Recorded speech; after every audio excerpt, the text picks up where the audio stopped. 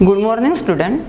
कालच्या व्हिडिओमध्ये आपण एखाद्या विशेष नावाला कोणती वेलांटी आहे हे बघून त्यानुसार कुठली मात्रा लावायची, म्हणजे पहिली वेलांटी असेल तर आय किंवा दुसरी वेलांटी असेल तर डबल ए. मग त्याचा उच्चारानुसार कोणती वेलांटी आहे हे पाहून मात्रा लावायला शिकलो. जर समजा पहिली वेलांटी असेल म्हणजे उच्चार लवकर होत असेल त्या वेलांटीचा तर आपण काय लावणार त्याला आय.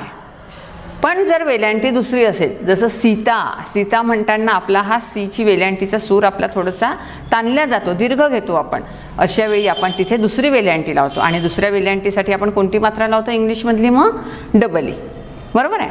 त्याचप्रमाणे आज आपण एखाद्या विशेष नाव किंवा प्रॉपर नाऊनला जर समजा उकार कोणता असेल, पहिला उकार आहे की दुसरा उकार आहे, पहिला उकार म्हणजे अर्थातच आपण त्याचा उच्चार पटकन करतो आणि दुसरा उकार म्हणजे त्याचा आपण उच्चार करताना तो दीर्घ करतो.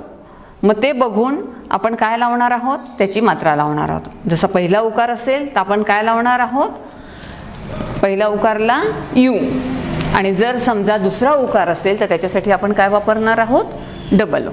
बरोबर आहे. आता आपण बघूया पहिल्या उकाराचे शब्द काही. पहा आता इथे मी काही शब्द लिहून ठेवले आहे. जसा हा पहिला शब्द आहे सुमित. सुमित असं म्हणताना आपण जेव्हा हा जो पहिला उकार आहे सला दिलेला म्हणजे हा झाला सु, याचा उच्चार आपण पटकन करतो. मग आता स साठी काय, पुन्हा तोच नियम लक्षात ठेवायचा. विशेष नावाचं जेव्हा स्पेलिंग तयार करतो तेव्हा पहिलं लेटर कसं काढायचं असते, कॅपिटल. मग आता स साठी आपण काय वापरणार, एस. बरोबर आहे.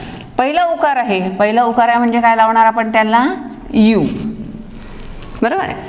मग मीत, मी, पाहता सुमित, मीचा उच्चार सुद्धा आपण लवकर करतो म्हणून त्याच्यासाठी पहिली वेलांटी वापरली आहे. मग म साठी काय लिहायचं, एम, पहिली वेलांटी आहे म्हणून आय, आणि शेवटी त, कारण त हा पूर्ण आपण म्हणत नाही. सुमित, तचा उच्चार आपण लवकर करतो, तो पूर्ण म्हणत नाही म्हणून मग काय वापरायचं तिथे, फक्त टी, ए लावायचा नाही. मग आता सुमितचं स्पेलिंग काय झालं, S U M I T. बरोबर आहे. आता दुसरं बघा, दुसरं आहे शुभम. पुन्हा पहिलं लेटर कॅपिटल, श साठी काय वापरतो आपण, एस एच. बरोबर आहे. शुभम म्हणताना शचा पुन्हा आपण उकार हा पटकन म्हणतो, शू असं म्हणताना एस एच, पहिला उकार असल्यामुळे यू. मग भ, भचा उच्चार पूर्ण करतो आपण, शुभम, भ असा पूर्ण म्हणतो म्हणून भचं स्पेलिंग काय झालं, बी एच, उच्चार पूर्ण करत असल्यामुळे आपण ए. बरोबर आहे. आणि मग त्याच्यानंतर म, मचा पुन्हा उच्चार आपण पटकन करतो, शुभम, मग आपण असा अर्धा म्हणतो म्हणून मग म साठी काय लावायचा, नुसता एम, त्याला ए लावायचा नाही. म्हणजे शुभमचं स्पेलिंग काय झालं, S H U B H A M. बरोबर आहे. आता तिसरं बघा, अमूल. तुम्ही बरेच वेळा नाव ऐकता टी व्हीवर.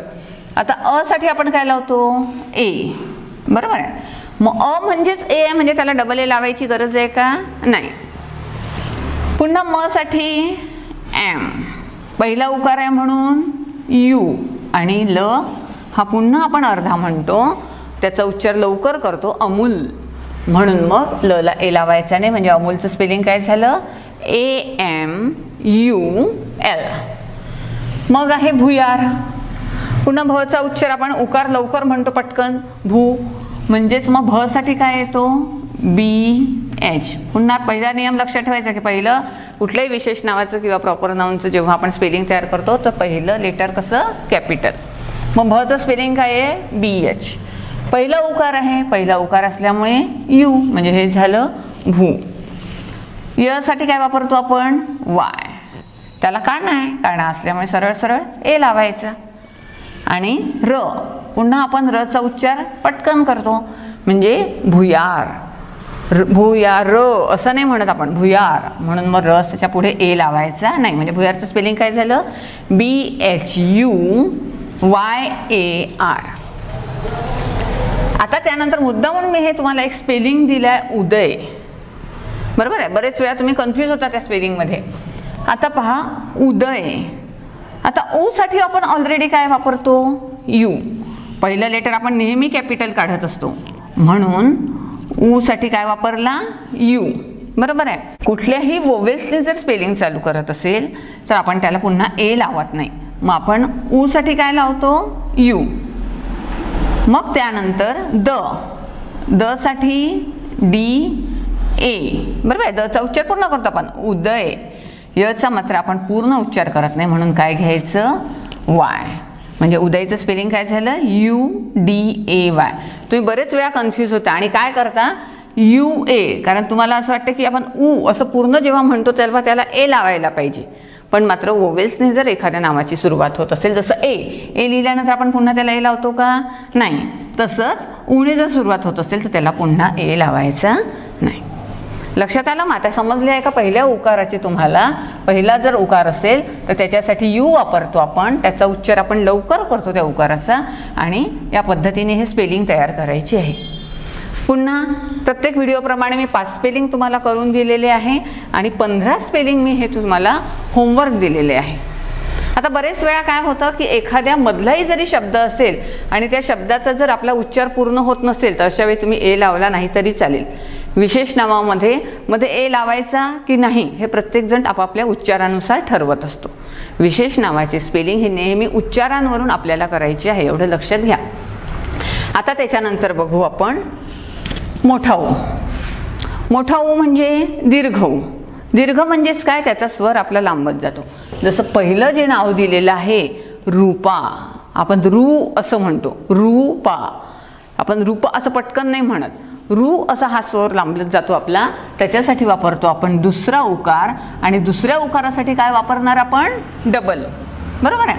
मग पुन्हा तोच नियम, कुठल्याही विशेष नावाचं स्पेलिंग करताना पहिलं लेटर कॅपिटल. मग र साठी काय वापरतो आपण, आर. बरोबर आहे. मग आता रू दुसरा उकार, दुसऱ्या उकारासाठी काय वापरणार आपण, डबल ओ. बरोबर आहे. आता हे झालं रू. आणि मग प साठी पी, आणि एक काना असल्यामुळे ए. मग रूपाचं स्पेलिंग काय झालं आपलं, ROOPA. मग पुढचं नाव आहे तरुण. मग त साठी काय आहे, त साठी वापरतो आपण टी, पहिला लेटर कॅपिटल. त पूर्ण उच्चार येतो म्हणून त साठी आपण घेतला ए, टी ए. हा झाला त पूर्ण. पुन्हा र साठी आर. दुसरा उकार म्हणजे डबल ओ. आणि न पुन्हा आपण हा पटकन म्हणतो, त्याचा उच्चार आपण पूर्ण करत नाही. तरुण आपण तरुण असं नाही म्हणत, म्हणून मग त्याला पुढे ए लावायचं नाही. मग तरुणचं स्पेलिंग काय झालं, TAROON. आता पुढचं स्पेलिंग बघू, कपूर. क साठी काय वापरतो आपण, के. क पूर्ण म्हणतो म्हणून ए. आता पहिलं लेटर कॅपिटल के, आपलं पूर्ण करायसाठी तो ए लावला, क. त्याच्यानंतर प साठी काय वापरतो, पी. आता कपूर असं म्हणतो म्हणजे प चा उच्चार हा आपला लांबतो, त्याचा जो उकार आहे तो आपण लांब म्हणतो, म्हणून तिथे काय लावायचं, डबल ओ. बरोबर आहे. आणि मग नंतर र. पाहता पुन्हा रचा उच्चार पूर्ण आपण करत नाही, कपूर. रचा उच्चार आपण अर्धा करतो म्हणून त्याला ए लावायचा नाही. मग आहे नुपूर. आता मुद्दामून हे अक्षर तुम्हाला इथे घेतलं आहे मी. याच्यात दोन्ही उकार आले आपले, पहिलाही उकार आलेला आहे आणि दुसराही उकार आलेला आहे. हे असे जर अक्षर घेतले तुम्ही, असे नावं जर घेतले करायला, याचे स्पेलिंग तयार करायला घेतले तर आपल्याला त्याच्यातला फरक लगेच लक्षात येईल. जसं नुपूर. न साठी काय, पहिलं लेटर कॅपिटल. न साठी एन, पहिला उकार असल्यामुळे यू, नू. बरोबर आहे. मग प साठी पी. आता या प ला दुसरा उकार आहे म्हणजे आपण काय देणार त्याला, मग दुसरा उकार असल्यामुळे डबल ओ, नू पू. आणि रचा उच्चार पुन्हा आपला अर्धवट येतो म्हणून आपण काय लावतो, आर, नुपूर. बरोबर. आता पुढचं घ्या, जरूड. ज साठी काय लावायचा, जेचा उच्चार पुन्हा आपण पूर्ण करतो, जचा उच्चार. ज म्हणजे जे ए. बरोबर आहे. मग त्याच्यानंतर र, त्याला दुसरा उकार म्हणजे डबल ओ. मग त्याच्यानंतर ड, पुन्हा हा ड चा उच्चार अर्धा म्हणून जरूडचं स्पेलिंग काय झालं, JAROOD, जरूड. आता मला असं वाटतं हे 5 नावाचे स्पेलिंग मी तुम्हाला करून दाखवले. याप्रमाणे आता पुन्हा हे 15 नावं तुम्हाला करायची आहे, यांचे स्पेलिंग तयार करायचे. याच्यात पुन्हा एक मी खुशबू हे एक दिलं आहे, याच्यात पहिला उकार आहे, दुसरा उकार आहे. जुगनू हे एक स्पेलिंग दिलं आहे, याच्यातही पहिला उकार आहे, दुसरा उकार आहे.